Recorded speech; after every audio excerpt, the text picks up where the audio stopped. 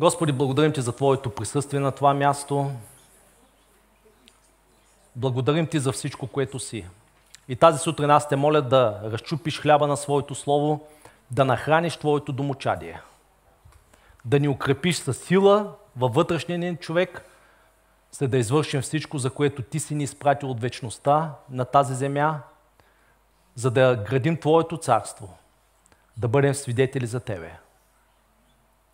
Обичаме Словото Ти, обичаме присъствието Ти. Говори ни тази сутрин в името на Исус. Амен. Искам да ви кажа, че за мен като пастор е голяма привилегия да ви служа с Божието Слово. Искам да ви кажа, че за мен, за семейството ми е наистина привилегия и чест да пастируваме църква Отворено небе. Не приемаме нищо за даденост. Тук сме, защото обичаме Него и тук сме, защото обичаме вас. Едно нещо е да обичаш да проповядваш, съвсем друго е да обичаш хората, на които проповядваш. Уловихте ли това? Едно нещо е да обичаш да проповядваш, съвсем друго нещо е да обичаш хората, на които проповядваш. Защото това дава легитимност на това, което споделяш. Христос не проповядваше, за да проповядва. Христос проповядваше, защото обичаше хората, защото имаше състрадание към тях, понеже те бяха като овце без пастир. И това е, което Господ работи и изработва в нашите сърца, да обичаме. Защото Бог е любов.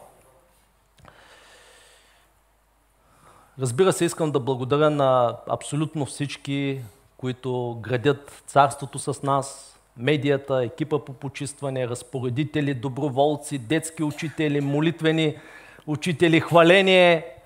Абсолютно всички, които са зад камерата, които са извън светлините на прожекторите, обаче всичко се случва, защото това не е дело на един човек. Ние всички сме въвлечени в това. Амен. Така че искам да ви благодаря от името на Бога. Понякога си мислим, поне аз си мисля, че определени неща са важни, определени неща са по-важни от други, трети неща са спешни. И с възрастта човек се научава да дава приоритет наистина на нещата, които имат значение. Защото всички ние, като родители, работодатели, пастири, работници, всички ние имаме своите приоритети, неща, които искаме да направим, постижения, които искаме да извършим. Но какво наистина е важно? Дали това, което върша, е важно за пред Бога или е важно само в моите очи? Понякога нещото, което е спешно за другите, може да не бъде приоритет за мен. Аз знам, че първо трябва да търся Бога, първо трябва да търся Божието царство, но как практически се осъществява това? Какво означава това?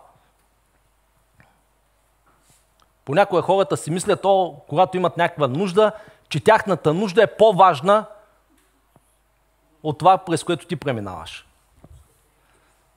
Аз съм го виждал по света и у нас и навсякъде. Нещо се случва с пастира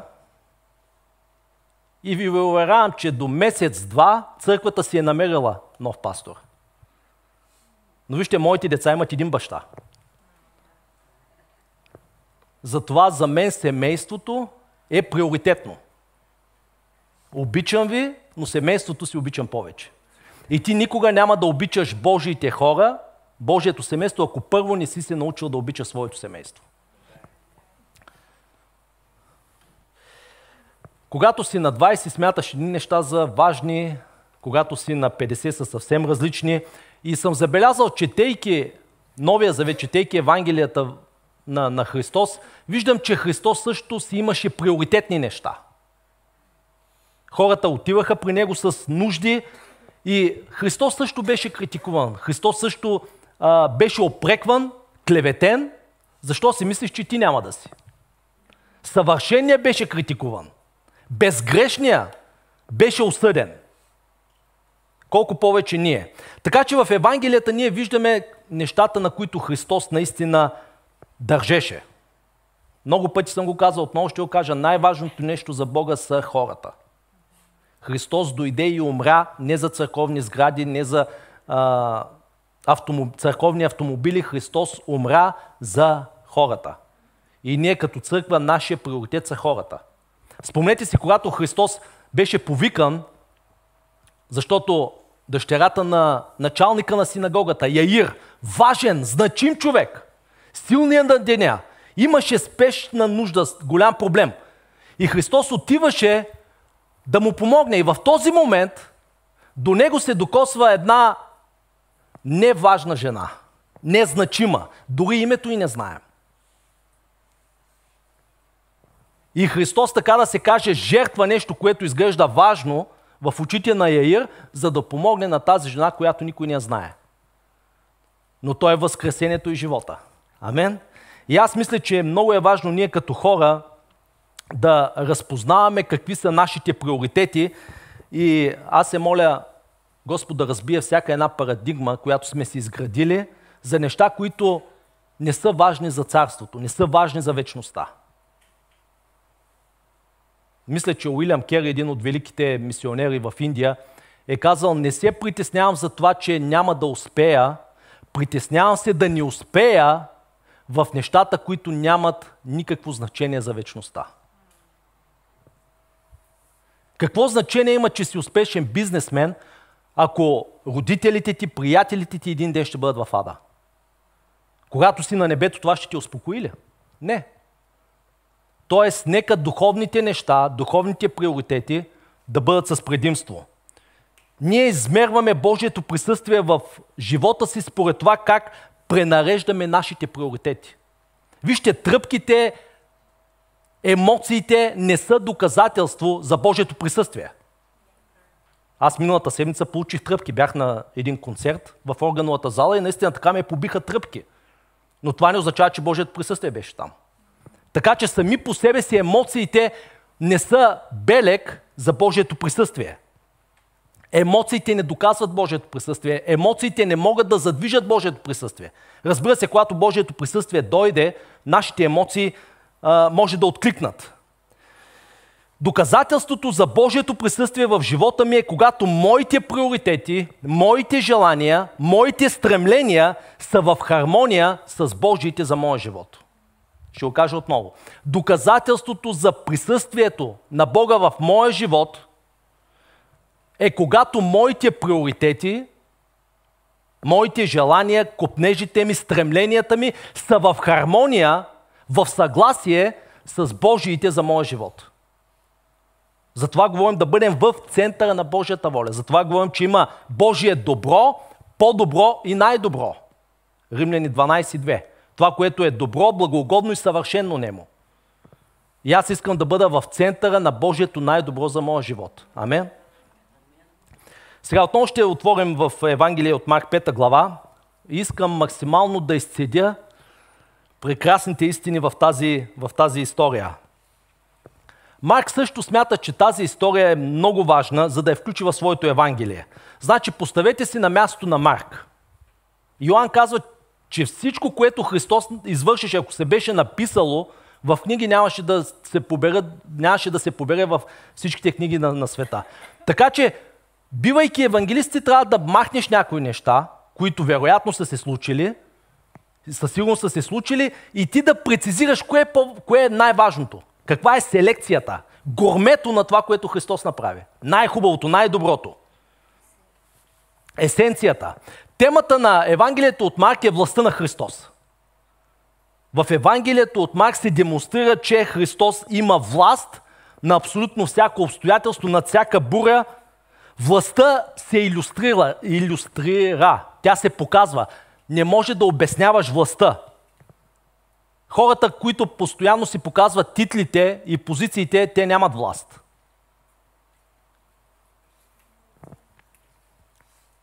Когато имаш власт, ти не трябва да крещиш, не трябва да викаш. И тази сутрин искам да продължа да говоря за един мисионер. Мисионер, който не е израснал в християнско семейство, не е израснал в неделното училище. Мисионер сред езичниците. Първият мисионер сред езичниците. Не евреите, хора, които бяха врагове на Божия завет. Човек, който беше луд, който беше психясъл маниак и бог от луд го направи мисионер. Истината е, че всички ние сме луди. За хората от света ти си луд. Как е възможно в неделя, вместо да си пиеш кафенцето вкъщи, да отидеш за риба, да се разходиш по дамбата, в това прекрасно време ти си дошъл на църква. Вие сте луди. Как може да вярваш в Бог, който не виждаш? Ние сме произлезли от маймуните. Око да види, ръка да пипне. Между другото, темата днес е свинете или спасението. Малко я попромених. Тази сутрин. Последния момент. Преди това беше демоните обичат прасета, но Бог обича теб. Така че свинете или спасението. И след малко ще разберете за какво става въпрос. Защото понякога за нас са по-важни свинете, печалбата, килипира, отколкото хората.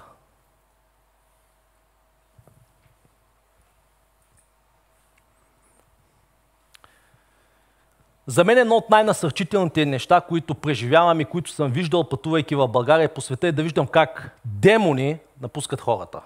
Виждал съм го десети, да не казвам стотици пъти. И за мен е толкова насърчително да видиш промяната в изражението на човека. Блясъка в очите му, когато демона напусне.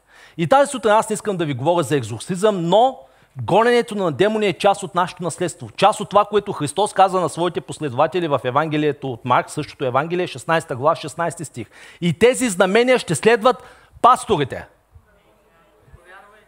Апостолите. Не, тези знамения ще следват повярвалите. Има ли повярвали в Бога? Тоест тези знамения трябва да следват теб. И Христос каза, нови езици ще говорят, бесове, в мое име, не в името на пастори на църквата, Христос каза, в мое име, вижте какво ще правят, бесове ще изгонват. Така че екзорсизма, гоненето на демони е част от нашият библейски мандат. Нещо, което ние трябва да вършим, нещо, което трябва да правим. Добре, продължаваме напред. Евангелие от Марк, 5 глава. И се казва, и тъй знаете, че в оригиналния текст е нямало глави, нямало е стихове, просто едната история прелива в другата. И така минаха, Христос с учениците си минаха отвъд езерото в Гадаринската страна и като излезе от ладията на часа, го срещна от гробищата човек с нечист дух. Той живееше в гробищата и никой вече не можеше да го върже, нито с верига, защото много пъти го бяха връзвали с окови и с вериги, но той ги беше разкъсвал, веригите изчупвал оковите и никой нямаше силата да го окрути. Никой нямаше силата да го озапти. И представете си, сега Христос идва. Славния, величествения, могъщия. Идва не с религиозни клишета, не с кръстче на ланеца, не да го пръска със светена вода. Христос идва с цялата си слава, с цялата си сила, за да освободи и да спаси този човек. И понякога, мили приятели, когато преминаваш през неща, ти искаш Христос да нахлуе с цялата си сила и с цялата си слава. Когато си изгубил себе си, когато не знаеш къде си, имаш нужда от мощен спасител. Мощен спасител, който никоя буря не може да го възпрепятства, за да дойде при теб. И аз искам да ти кажа, че Христос е дошъл тази сутрин с сила и с власт, за да те избави, за да ти помогне. Историята продължава и се казва, и всякога, винаги, нощем и денем, в гробищата и по бърдата, той викаше, крещеше и се изпосичаше с камъни и като видя Исус отдалеч, затича се и му се поклони. Затича се и му се поклони. Аз се надявам тази сутрин наистина да си се затичал не към църквата, да си се затичал към Христос. И този човек му се поклони преди да бъде изцелен, преди да бъде освободен, преди да бъде спасен. Този човек вижда Христос за пръв път. Вероятно, Христос го е виждал и преди. Защото по това време на тази история Христос служи в Капернаум, град в Галилейското езеро, и този човек е на отсрещната страна, в тази гадаринска земя. Преди няколко години имах възможност да бъда в Израел, да плавам с ладия по Галилейското езеро И отивайки там, виждате, че нещата са компактни. Тоест от едната страна на езерото до другата страна на езерото, това не са 20-30 км. Ти може да видиш буквално другата страна на Галилейското езеро. И ние знаем, че всяка вечер Христос се качваше на високо, за да се моли. И тук се казва и винаги нощем и денем този човек викаше, крещеше. И аз се чудя дали е възможно Христос, докато се е молил на хълма, да е било толкова тихо, за да е чул вика на този човек по време на нощта. Защото вижте, през нощта е тихо. И звука, вика, зовът за помощ. Възможно ли е да е стигнал до Христовите уши? И Христос на сутринта да си е казал, днес е деня. Днес ще отида, ще прекося езерото, за да помогна на този клетник, за да го освободя. Възможно ли е Христос в тази определена сутрин да си е казал на новобългарски enough is enough? Достатъчно. Стига толкова. Чудя се дали тази сутрин и Господ не е чул твоят вик. Твоят зов за помощ. Чудя се дали тази сутрин Той не е дошъл тук заради твоята болка, за да разкъса веригите ти, да възстанови името ти, достоинството ти, да те направи свидетел, трофей на Неговата благодат. Може да си мислиш, никой не ме чува, никой не знае това, през което преминавам, никой не е с мен в безсънните ми нощи. Но аз искам да ти кажа, че Той е на хълма и се моли и те чува. Чува всеки твой вик. И между другото, Той самият е дошъл от вечността при теб тази сутрин. Преди Битие 1.1, преди Бог да сътвори небето и земята, Той дойде от вечността, за да ти помогне тази сутрин. И продължаваме с нашия пасаж, че се казва: и като видя Исус отдалеч, завтече се и му се поклони и изкрещя със силен глас, като казва: какво имаш ти с мене, Исус е сине на Всевишния Бог? Заклевам те в Бога, не дей да ме мъчиш. Защото Христос му казваше: излез от човека, душе нечисти. И вижте, демона не иска да излезе. Демона казва: няма да се дам без бой. Този човек е мой, тази територия е моя, този род е мой. Бил съм в дядо му, в баща му, искам да продължа да бъда и в него, и в децата му. Искам да продължа това наследствено проклятие. Това е моят човек. И Христос му каза, го попита как е името ти, а той му каза: Легион ми е името, защото сме мнозина. И много му се моли да не ги отпраща вън от страната, а там по бардото или на хълма пасеше голямо стадо свине. И бесовете му се молиха, казвайки: прати ни в свинете да влезем в тях. Исус им позволи и нечистите духове излязоха от човека и влязоха в свинете, и стадото на брой около 2000 се спусна по стръмнината в езерото и се издавиха в него. Миналата седмица говорихме относно тази история. И някой ще кажат: пасторе, не знам какво ще извадиш от този стих. С свине, които са се отдавили, изчакай и накрая ще видиш. Не проповядвам за пръв път. Ще видиш, че има връзка между теб и между свинете. А ония, които ги пасяха, побягнаха и известиха това, което в града, им известиха това в града и по селата, и жителите дойдоха, за да видят какво е станало, и като дойдоха при Исус, видяха хванатия попреди от бесовете, от демоните, в когото е бил легион, че седи облечен и смислен и разумен, и обояха се. И ония, които бяха видели, разказаха им за станалото с хванатия от бесовете и за свинете. Въртим случим се около свинете. И за свинете, и за прасетата. И тогава те почнаха да му се молят да си отиде от техните предели. Да се махне от тях. Кажи на човека до теб: ти си важен. Вероятно си много важен, щом Христос е дошъл за теб. Вероятно си VIP персона. Много важен човек, за да може Христос да дойде за теб от вечността, да се въплати в бебе, да премине през Гециманската градина, да бъде бичуван, да бъде унижаван, да умре на кръста заради теб. Явно си важен. За хората може да не си важен, да си в гробищата, да те оковали с вериги, но искам да ти кажа, че за Христос ти си важен. За Христос всяка душа е ценна. За Христос човекът е по-важен от печалбата. За Христос спасението на този човек е по-важно от 2000 прасета. Исус не се колебае да плати цената за спасението на този човек, да освободи този човек. Христос иска да ни каже, че човешкият живот е много по-ценен, струва много повече от някаква икономическа изгода. Разбира се, света, в който живеем, винаги ще избере печалбата пред човека. Защото жителите на тази област, те предпочитат да запазят своята икономическа стабилност, да запазят своята печалба, отколкото да приемат чудото, че този човек е променен.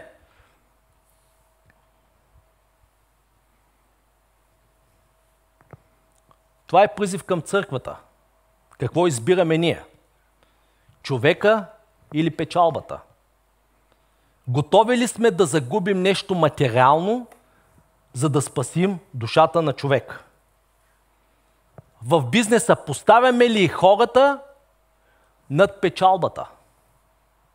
В семейството избираме ли времето с близките си, с децата си, или предпочитаме да дадем повече внимание на църква, на служение, на бизнес, на кариера? Какво търсим в църквата? Калабалък от хора, числен растеж или истинска трансформация и промяна в сърцето?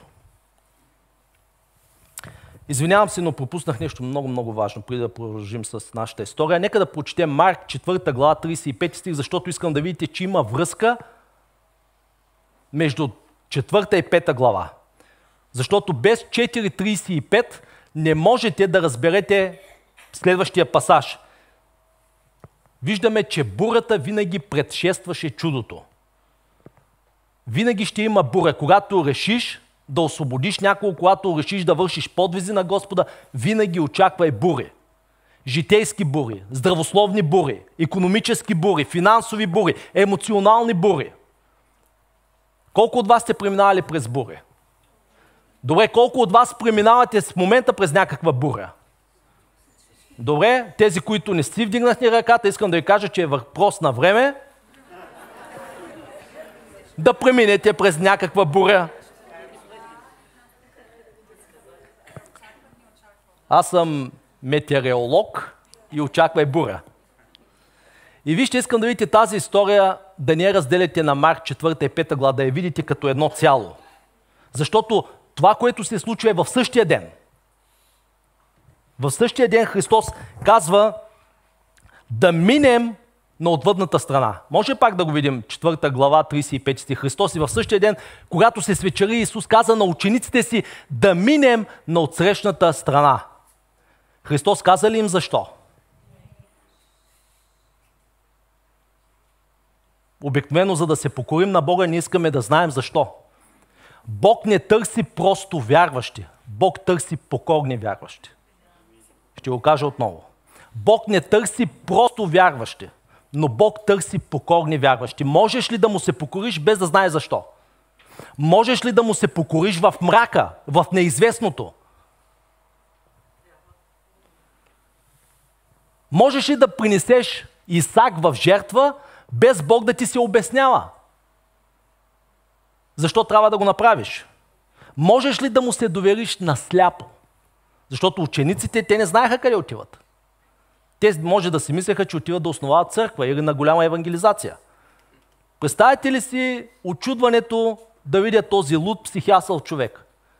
Господи, нима заради него трябваше да преминем през цялата тази буря, да си изгубим един ден?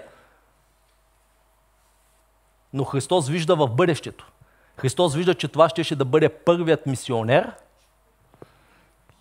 сред езичниците в тази гадаринска страна, в тази област, която се е казвала Декапол, т.е. 10 града. И това щеше да бъде първият мисионер. Затова този човек беше изключително важен за Христос. Той каза, нека да отидем на отвъдната страна и трябва да ви кажа, че винаги, когато вземете решение да отидете отвъд зоната си на комфорт, очаквайте бура, очаквайте опозиция. Когато направите Бог свой приоритет, дяволът винаги ще надигне бура. Атаки от хора, от близки, но каквато и да е бурата, искам да ти уверя, че Христовото обещание е по-силно от всяка бура. И ако Христос каза да минем на отсрещната страна, ние ще преминем на отсрещната страна.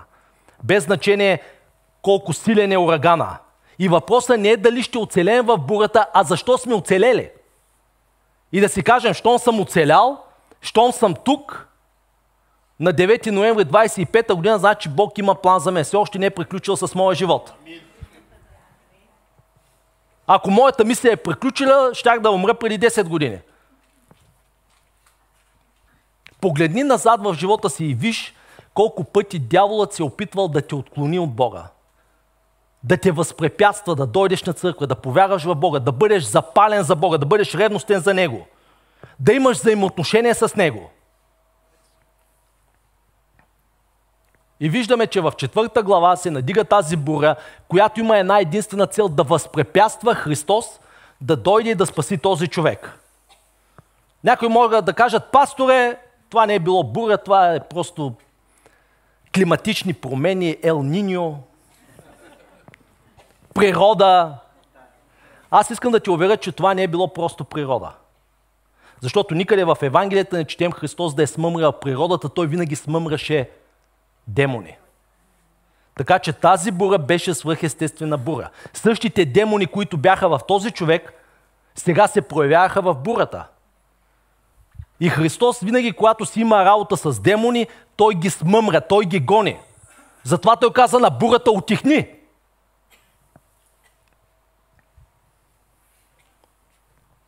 Ти си толкова важен за Бога, че Господ ще смъмри всеки демон в главата ти, ще утихне, затова никога не се подценявай. Ти си важен заради бурата. Бурата не е белег, че Господ ти е изоставил. В този пасаж бурата е признак, бурата е знак, че Христос идва за мен. Без значение в какво гробище се намирам, без значение през какво преминавам, аз знам, бурата е знак, бурата е лакмус, че Христос ми идва на помощ с цялата си сила и с цялата си власт и никой демон не може да ме задържи. Аз знам, че ние сме в църквата и всички искаме да се идентифицираме с апостолите, с учениците.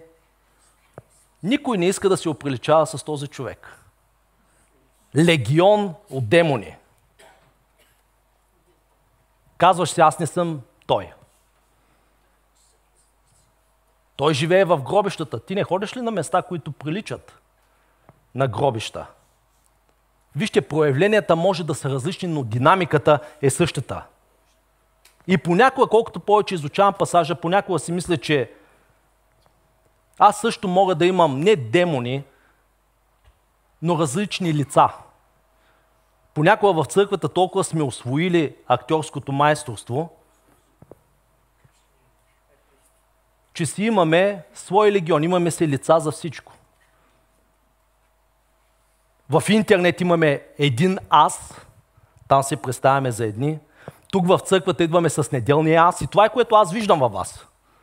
Виждам твоят неделен аз, твоят църковен аз. Утре, когато отидеш на работа с шефа ти, може би ще види другият ти аз. В петък вечер имаш четвърти аз. Много сме, мнозина сме.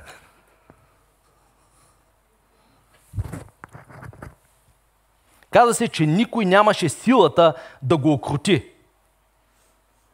И всички ние понякога може би преминаваме през неща, борим се, зависимости, харчим безразборно, нямаме стража на устата, говорим си, негативни неща изповядваме,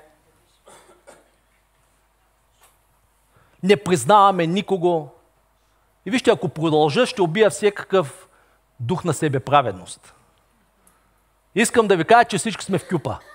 Никой не е пристигнал, всички се борим с определени неща. Исус знаеше, че този човек е луд. И въпреки това реши да му помогне. Въпреки това реши да се качи в ладията. Това не го спря. И аз се радвам, че въпреки моята лудост, той ме намери.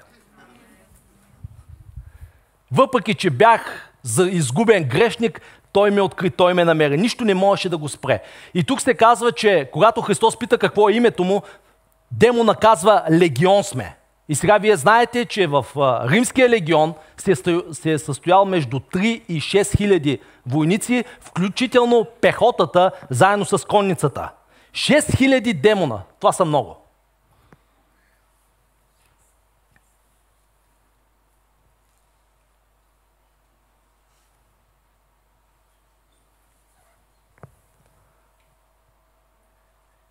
Нещо, което Бог търси е искреност в сърцето.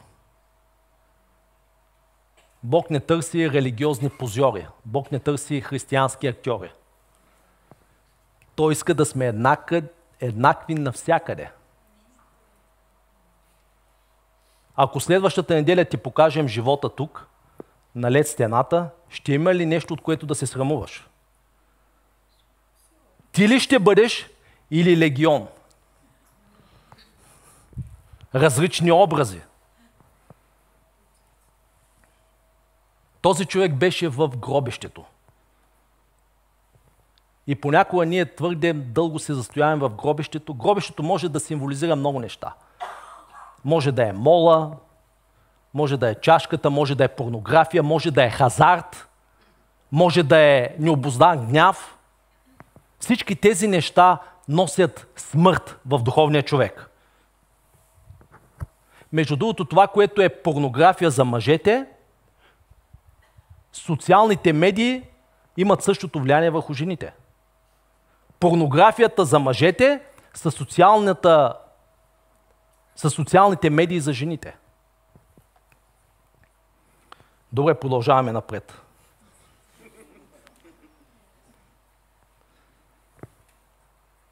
Искам да кажа следното. През каквото и да преминаваш, на това място има голяма благодат, има голямо помазание, да си тръгнеш от тук свободен. Без значение с какви вериги са ти оковали хората, тяхното мнение, религия, закон. Никой не може да ти помогне. Нито доктори, нито приятели. Никой не може да направи за теб това, което Христос може. Той е истинският освободител, той е истинският спасител. Благодата може да направи за теб това, което оковите не могат. Веригите не могат. Добре, ето е най-важната част от текста. И тя е за прасетата. Чудили ли сте се някога, защо демоните искаха да влязат в прасетата? Да, прасето е нечисто животно, забранено за консумация, няма да едем свинско, защото демоните влязоха в прасетата. Да, ама ако имаше там стадо от овце, те щяха да влязат в овцете. Това е много повърхностен поглед на цялата история.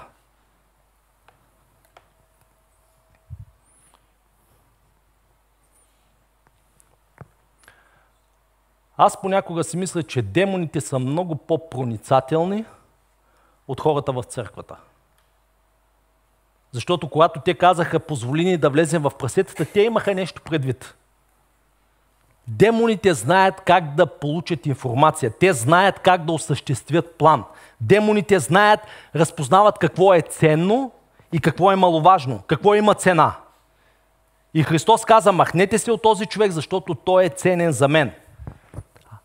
Аз преминах през вечността, през утробата на Мария, въплатих се като човек, защото този човек, луд в очите на хората, е много важен за мен. Всички го бяха забравили, но Христос не го беше забравил. И Христос премина през цялата тази буря, през всичките тези страдания, за да достигне до този човек. Както ви казах в началото, Евангелието е единствената история, в която героят умира за злодеят. В която святият човек става неправеден, за да можем ние да се облечем с неговата праведност. И Христос каза, добре, може да отидете в прасетата, и се казва, и те влязоха в тях и прасетата се самоудавиха. прасетата се самоубиха. Защо прасетата се самоубиха? Защо демоните влязоха в прасетата и това предизвика тяхното самоубийство? Сега, номер едно всички знаем, и демоните го знаят, и хората го знаят, че прасетата не могат да плуват. Аз, когато бях 10-11 клас, бях помощник спасител в Кранево и от малък така обичам да плувам. Научил съм жена ми и децата ми да тъпчат вода, после да плуват. И знам, че има кучешката, има жабешката, обаче не съм чувал за прасешката.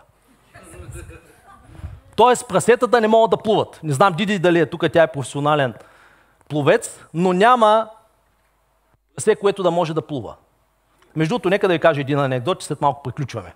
Имал един човек с наднормено тегло и отишъл при доктора и доктор му казал, трябва да прекъснеш всяка консумация на месо. Обаче човека си бил месар, много обичал да яде месо. И казал, не мога, докторе, трябва да ям месо. Доктор му казал, добре, позволявам ти, но единствено морска храна. Отново е месо, но е морска храна. И човека казал, страхотно, радвам се, бил е мултимилионер, имал е голям дом с басейн в къщи и след една седмица докторът отишъл да види как върви диетата. И влязал вътре и какво да види? Човека в басейна с едно прасе и насърчава прасето, айде, гад мръсна, научи се да плуваш, научи се да плуваш.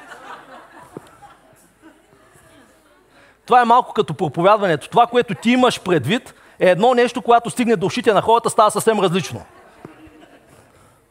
Така че прасетата не могат да плуват. Но има ли нещо друго, което демоните знаят, а което на нас не обягва? Демоните знаеха, че хората в тази област, хората, които живееха там, обичаха, беше ги грижа много повече за прасетата, отколкото за този човек. И демоните знаеха, че ако тези хора се обидят, че те никога няма да приемат Христос. Че искат или не искат, те ще отпратят Исус, както и стана. Защото за тези хора печалбата, килипира беше по-важен от Христос. Обичаха свинете повече от този клетник. Свинете или спасението. Между другото, спомнете си притчата за блудния син. Той също трябваше да избере дали да остане със свинете или да намери спасение в дома на отца си. Свинете или спасението. Каза се, че демоните влязоха и 2000 свине се удавиха. Голяма загуба, голям удар за бизнеса. Питах изкуствения интелект, каква е актуалната цена на прасето? Според данни на Министерството на земеделието, изкупната цена на огоени прасета, живо тегло към месец ноември 25 година е 4 лева 31 стотинки без ДДС. Ако приемем, че едно прасе е средно между 100 и 120 кг, то означава, че 2000 прасета струват около 1 милион и 200 хиляди лева. Сега за мен това са много пари. Това е голям удар. И за хората в тази земя 1 200 000 лева значеха много повече от променения живот на този човек.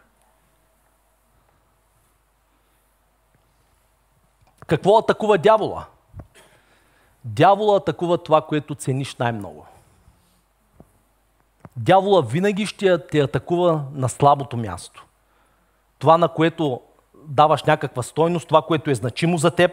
Дявола знае какво обичаш, дявола знае на какво кълвеш. Той те е гледал от първият ти ден, в който си се родил. Така че той ти знае слабите места, той знае какви изкушения да ти предложи. И той винаги ще ни удра в слабото място. Сега прасетата могат да символизират много неща. Прасетата може да е нашата себеправедност. Прасетата може да е нашата гордост. Прасетата може да са нашата обидчивост. Лесно да се обиждаме, бързо да се засягаме. Прасетата може да бъде нашето мнение. И демоните обичат прасетата, защото тези неща ще ни отдалечат от Бога. Защото Бог на горделивите се противи. И Бог ще ти се противи, няма нужда демона да ти атакува. Когато ти си горд, ти се превръщаш в враг на Бога. Демоните знаят, че твоята непростителност ще те държи далеч от Бога. Демоните знаят, че прасетата може да се приемаш много на сериозно. Че си голям фактор. Той ще ми казва на мене. Шефа, пастора, мъжа ми. Те ще ми казват на мене, айде де. Могат ли да отгледат едно прасе? Не могат, знаят само да плюскат пържоли. Ще ме заплашват те мене с санкции, с глоби. Айде де. Прасета не може, а кучета и котки може. Цитирам ви един български филм. Дявола винаги ще използва, обикновено той ще използва хора, за да развали взаимоотношението ти с Бога. Защото най-важното нещо, което имаш в живота си, мили приятели, е твоята връзка, твоето взаимоотношение с Бога. И дявола винаги ще се цели там. Дявола има призив, дявола има мисия. В Йоан 10:10 Исус каза каква е неговата мисия. Дявола идва, крадецът идва да открадне, да заколи и да погуби. Да открадне Божието творение, наречено човек.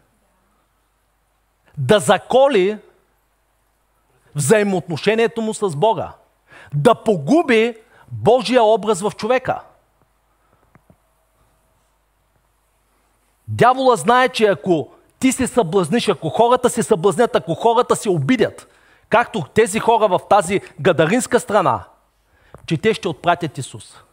Че те ще спрат да ходят на църква, защото някой ги е обидил, защото нямат килипир.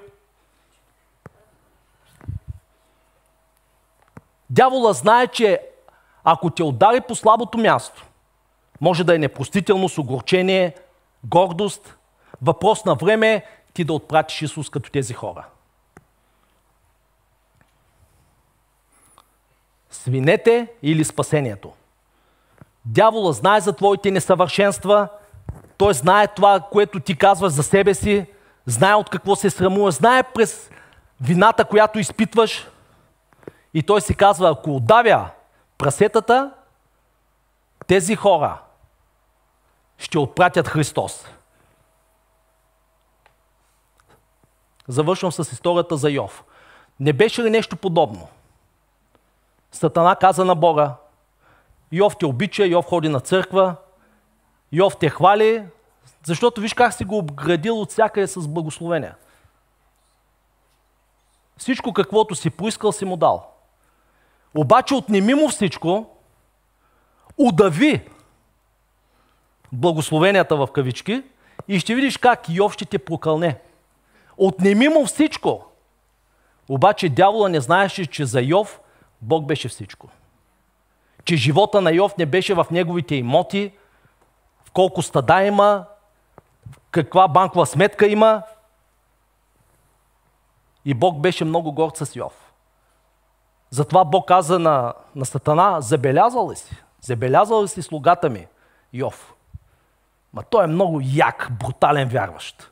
Това е съвременен превод на Николай Марков. Аз се гордея с него. Той ми пълни сърцето. Интегритетен човек. Мотивите му са чисти. Обичаме заради това, кой съм аз, а не за това, което мога да направя за него.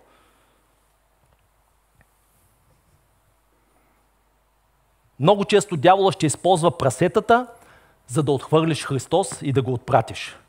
Той винаги ще те удари по слабото място. А къде е твоето слабо място? Там, където поставяш значимост и акцент. Там, където е съкровището ти, там ще бъде и сърцето ти. Това, което цениш. Ако не си важен и значим за Бога, защо дявола ще те изпраща в огнената пещ? Ако няма призив върху живота ти, защо дявола ще те изпраща в рова с лъвовете? Ако ти не си важен и значим за Бога, какво правиш на това място? Всеки един от вас е важен и значим. Този човек беше толкова важен за Христос, че Христос трябваше да премине през бурята, за да стигне до него. Завършвам. Исус освободи този човек, знаем историята, и се казва, че хората го отпратиха. Казаха: Исусе, не те искаме, не искаме твоята религия, не искаме юдейство. Ти си в ущърб на бизнеса, на това, което ние ценим. Христос се връща, влиза в ладията и там в ладията нареден този човек. И му казва: искам да дойда с теб. Вижте 18 стих. И като влизаше в ладията, този, който беше по-напред хванат от бесовете, му се молеше да бъде заедно с него. И той е там и го чака. Представете ли си, след богослужение, аз да трябва да се прибера в Силистра, влизам в колата и видите, сте там нареден. Пастор, искам с тебе. Моля те, не ме остави при тия хора. Този човек си каза: Исусе, моля те, искам да бъда с тебе. Не ме остави. Вижте контраста. Демоните казват: не ни отпращай.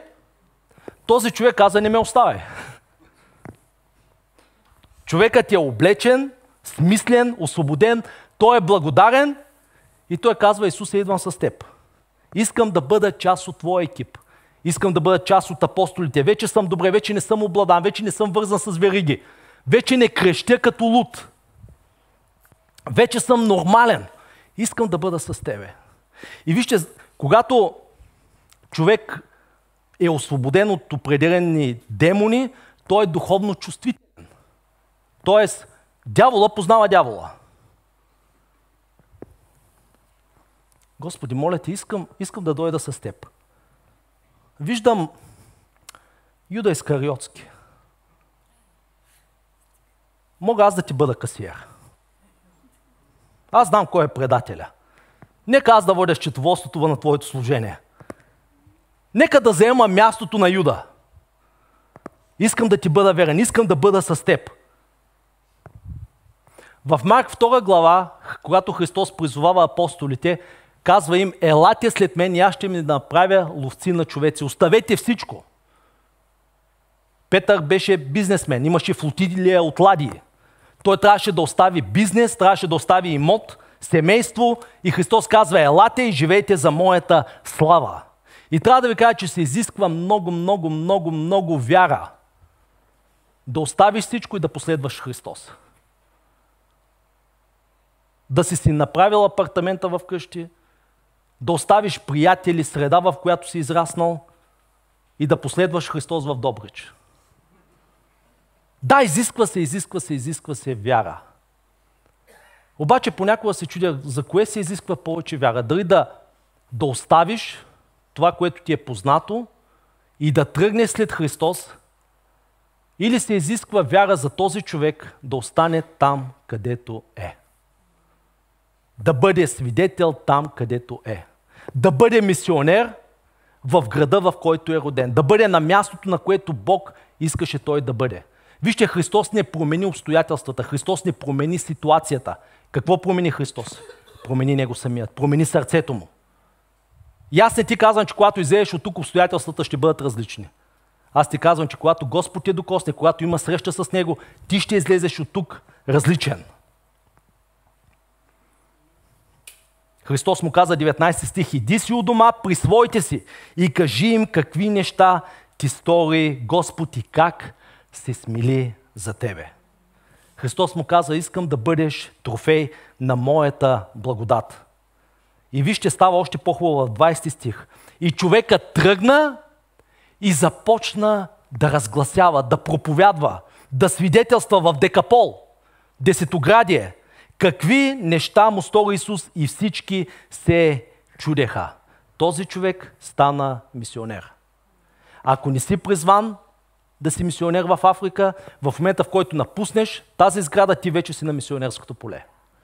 Ти си мисионер за Господа утре на работното си място, в семейството си. Когато хората видят твоята промяна, не на думи, те ще бъдат, както се казва за тези хора, удивени, смаяни от Божията уникална благодат. Затова Христос каза в проповедта на планината да видят човеците добрите ви песни, проповеди. Не каза, когато човеците видят добрите ви дела, тогава ще прославят вашия небесен баща, който е на небесата. Понякога Бог ти дава вярата да тръгнеш, но понякога Бог може да ти даде благодат да останеш. Вяра да тръгнеш или благодат да останеш. Всичко зависи от Божия план и цел за твоя живот. Бог каза на Авраам, излез от бащиния си дом и ще те благословя. Изискваше се вяра от бащата на вярата да излезе от познатото, от статуквото, но Бог каза на следващото поколение на Исак, стой тук и тук ще те благословя. Тук ще ти дам благодат. Разбира се, когато сме на трудно място, ние искаме да се махнем, възможно по-далеч. Аз не упреквам този човек, че иска да се махне от това място, че иска да следва Христос. Затова казва, нека да дойда при теб. Но може би Бог има нещо по-добро за нас. Да останем там, където сме и там да бъдем маяк за Господа и там да светим за Него. Този човек стана първият мисионер до езичниците. Първият мисионер до езичниците. И някой от вас Бог ви е призвал да бъдете първи. Първите, които ще повярвате в Бога. Първите, които ще пеете песни за Господа. Първите, които ще пишете песни за Господа. Първите, които ще разчупвате наследствени проклятия, наслагани с векове. Ще бъдете първите, които ще започнете успешен бизнес. Може да сте първите, които ще отидете в определена страна да бъдете мисионери. Но в този дом почива това помазание. Да сме пионери, да сме хора на първите неща. Да проправяме път, да проправяме просека, да задаваме стандарт. Да знаем кои сме в него. И трябва наистина да си кажем, Господи, сега знам защо са били всичките тези атаки върху живота ми. Защото дявола винаги напада това, което е ценно и важно за Господа. Никой не краде от клошар, защото клошара няма нищо. Щом си нападнат, щом си атакуван, значи си важен за Господа. Значи Бог има план за живота ти. И Бог иска да те помаже и да те употреби за Неговите цели и намерения. Всички ние бяхме луди, психясали, живеейки в гробищата, окови, оковани, но Христос ни избави и сега сме мисионери за Него. Амин. Нека да се изправим и нека да се молим. Халелуя! Господи, благодарим Ти за това, че сме разпознали Твоята ръка върху нашия живот. Аз Те моля да ни помогнеш, да не поставяме никаква ценност в нещата от този свят. Нашата стойност, нещата, които ценим, нещата, които са важни за нас, не са в прасетата. Не са в нашето мнение, в нашата себеправедност, в нашата гордост, в нашата непростителност, в нашето огорчение. Нашата стойност е в Тебе. В Теб е смисълът на живота ни, в Теб ние живеем, движим се, съществуваме, дишаме. Нека акцента на нашия живот да бъде върху Теб. Да, благодарим Ти за нещата, които си ни поверил. За нещата, които си ни дал. И аз Те моля да бъдем просто верни настойници, не собственици. Настойници на бизнеса, който си поверил в ръцете ни, семействата, служението, църквата. Това е единственото нещо, което искаме. Да се намерим верни настойници. Целуни хората си тази сутрин, с духа си. Нека да излязат от тук окрилени. Нека да излязат от тук вдъхновени. И както този човек разказваше в цялата тази страна за това, което ти си направил за него, как си го изцелил, как си го освободил, как си се смилил за него. Нека и тези твои синове и дъщери да разказват за теб и нека хората около тях да бъдат удивени, да бъдат смаяни от промяната, която си направил в сърцата им и в животите им. В името на Исус се молим и всички, които го обичат силно, да кажат Амин. Добре, приятели, благословения върху вас, върху домовете ви. Имайте един прекрасен следобед, една благодатна седмица